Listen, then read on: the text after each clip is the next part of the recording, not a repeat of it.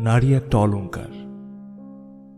নারীকে কজনই অলংকার হিসেবে চেনে বলতে পারো?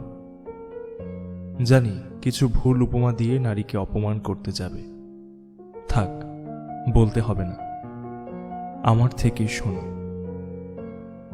আমি নারীকে ভীষণ ভালোবাসি। ভালোবেসে নারীর জন্য নিজের অস্তিত্ব বিলাই পথ প্রান্তরে। ইদানিং ভালোবেসে ভাবছিলাম নারীকে সঙ্গী করেই নিজেকে গুছিয়ে নেব কবিতার অর্ধশত পাণ্ডুলিপি। তারপরে ছিনিয়ে নেব রবীন্দ্রনাথের মতো একটা নোবেল পুরস্কার। কিন্তু না, কিছুই হলো না।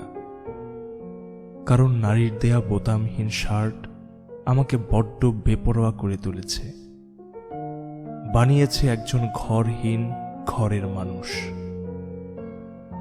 আমি এখন অনেকের হৃদয়ের গান এবং কবিতার মধ্য দিয়েই মানুষের দুঃখ কুড়াই।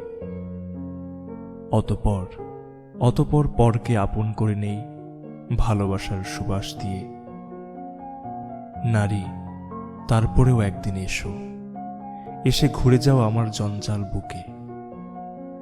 আমি তোমার জন্য বাসর সাজিয়েছি বেশ কিছু রোমান্টিকতা দিয়ে।